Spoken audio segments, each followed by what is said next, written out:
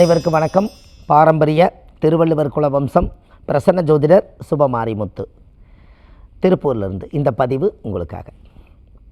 இன்றைக்கு புதன் திசையில் செபாபுத்தி நடந்தால் என்ன நடக்கும், இது எல்லாமே நம்ம பார்க்கணும். பாருங்களேன், புதன் திசையில் செபாபுத்தி, ஒரு ஜாதகத்தில் புதன் திசையில் செபாபுத்தி நடந்தால் புதனும் செவ்வாயும் காம்பினேஷன் யாருக்கெல்லாம் இருக்குன்னு பாருங்கள்.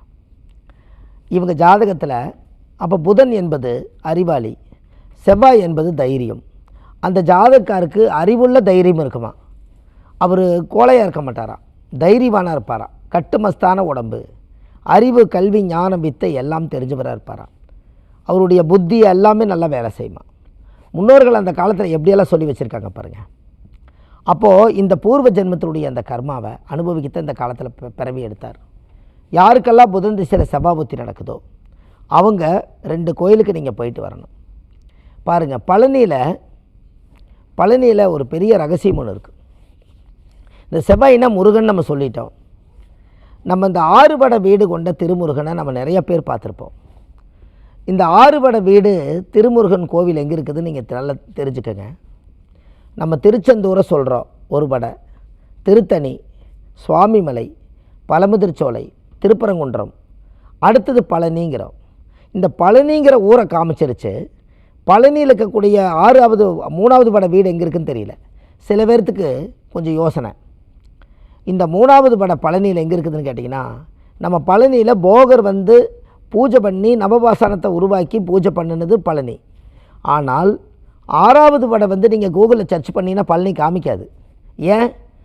6 படை வீடு கொண்ட திருமுருகனை முழுசாக நீங்கள் கும்பிடணுன்னா கீழே மூலஸ்தனத்தில் திரு ஆவின்குடின்னு ஒரு கோவில் இருக்குது. அதுதான் முருகர், குழந்தை வேலாயுத சாமி.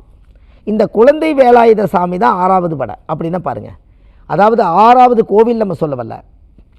6 படையில் பழனியில் முருகர் வந்து திரு ஆவின்குடியில் இருக்கக்கூடிய முருகர் வந்து கர்ப்ப கிரகத்தில் 6வது படையாக பிரதிஷ்டை பண்ணினது தான் திரு ஆவின்குடி குழந்தை வேலாயுத சாமி.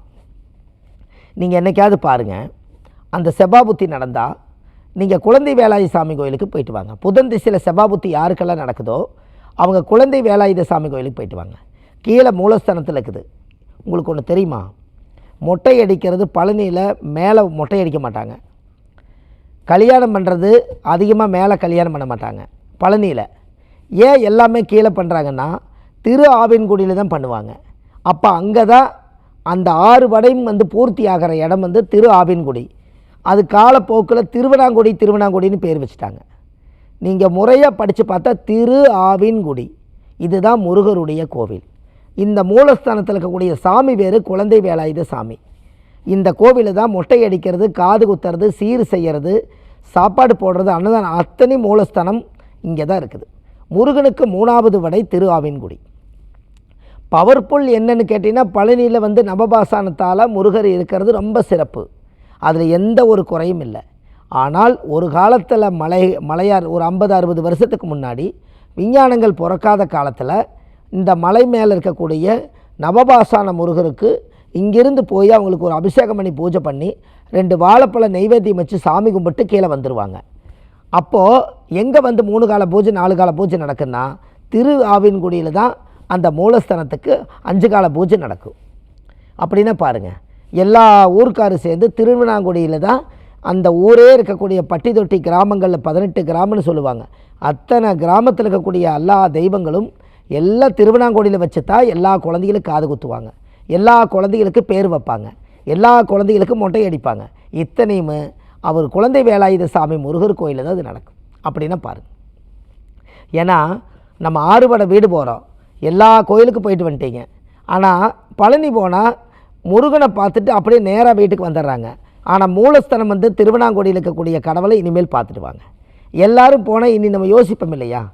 அதில் செபாபுத்தி நடக்கிறவங்களுக்கு ஒரு புதன் திசையில் செபாபுத்தி நடந்தால் அந்த பழனியில் இருக்கக்கூடிய முருகருக்கும் நம்மளுக்கு ஒரு தொடர்பு இருக்குது. ஏன்னு கேளுங்க, அந்த பழனியில் இருக்கக்கூடிய போகருடைய சித்தர் ஜீவ சமாதியில் பார்த்தீங்கன்னா ஒரு மரகத லிங்கத்தை வச்சு பூஜை பண்ணுவாங்க. அது பச்சை கலரில் அப்படியே தகன்னு பச்சை கலர்லேயே இருக்கும். ஆனால் அது ஆராய்ச்சிக்கே போக வேண்டாம், அந்த லிங்கத்தை நீங்கள் கும்பிட்டு வாங்க. அந்த லிங்கத்தை கும்பிட்டு வந்தாலே பிறகு எப்போவுமே கீழே மூலஸ்தானத்தில் திருவண்ணாங்குடியில் போய் முருகனை சாமி கும்பிடுங்க.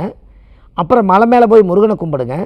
மூன்றாவது அந்த போகர் சித்தர் வழிபட்ட மரகதலிங்கத்தை பார்த்து பூஜிச்சுட்டு கீழே வாங்க. இந்த 3ஐயும் முறையாக செஞ்சு பாருங்கள். உங்களுக்கு புதன் திசையில் செவ்வாய் புத்தி ஃபஸ்ட் கிளாஸாக வேலை செய்யும். ஏன்னா சில தெய்வங்கள் எல்லாம் மறைக்கப்பட்டிருக்கு, சில கோவில்கள் எல்லாம் வரலாறுல இல்லாத மாதிரி தெரியும். சில கூகுளில் சர்ச் பண்ணால் பாருங்கள், கூகுளில் சர்ச் பண்ணால் 6 படை வீடு மொத்தமாக காமிங்கன்னா பழனி காமிக்க மாட்டேங்குது. ஏன்? திருவண்ணாங்குடி காமிக்குது. அப்போ மூலஸ்தானம் இது தான். இது தெரியாமையே ஒரு சில பேர் என்ன பண்ணிடுவாங்கன்னா அந்த மூலஸ்தானத்துக்கு போகாமையே வந்துடுவாங்க.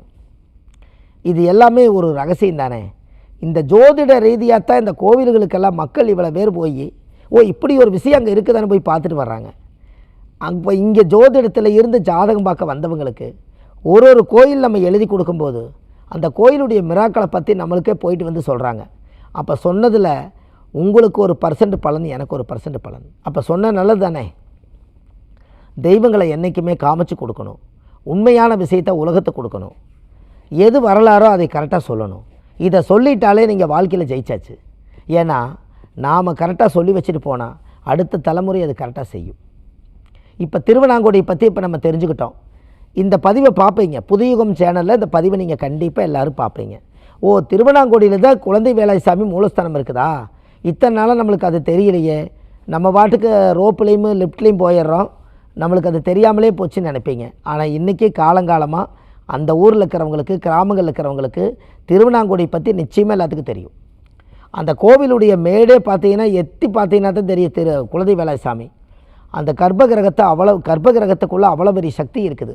மூலஸ்தானம் செவ்வாயுடைய ஸ்தலம், அது பூமிகாரகந்த செவ்வாயோட இயற்கை சக்தி ரொம்ப பவர்ஃபுல்லாக இருக்கிறது குழந்தை வேலாயுசாமி கோயிலுக்குள்ளே. சார் இதெல்லாம் ஜாதகத்தில் அறியாத வயசில் தெரியாமல் யார் எது வேணாலும் நம்ம கும்பிட்டு போகலாம், எல்லா கடவுளும் ஒன்று தான் நினச்சிட்டு கூட போகலாம். ஆனால் சில தெய்வங்கள் கிட்டேருந்து ஒரு வைப்ரேஷன் இருக்குது. அந்த வைப்ரேஷன் இந்த பழனிக்கே பவர் குழந்தை வேலாயுசாமி தான்.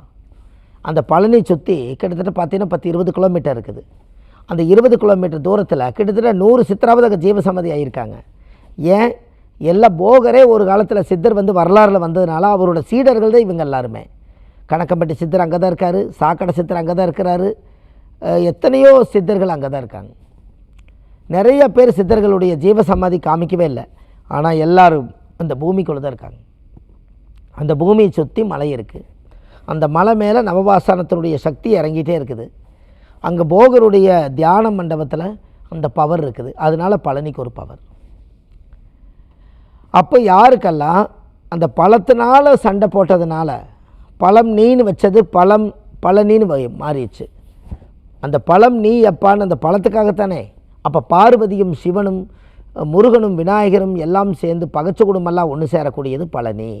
அதனால் குடும்பத்துக்குள்ளே அப்பா மக புருஷன் பொண்டாட்டி தாய் தந்தை சண்டை போட்டால் வாழ்க்கையில் ஒரு முறை திருவண்ணாங்குடியில் போய் சாமி கும்பிட்டு பழனி கும்பிட்டு போட்டு மேலே நவபாசான முருகனை கும்பிட்டுட்டு வரும்போது நீங்கள் மரகதலிங்கத்தால் பூஜை பண்ணின போகருடைய இடத்தையும் பார்த்துட்டு நீங்கள் வாங்க, உங்கள் வாழ்க்கையில் அசுர வளர்ச்சிக்கு வரும்.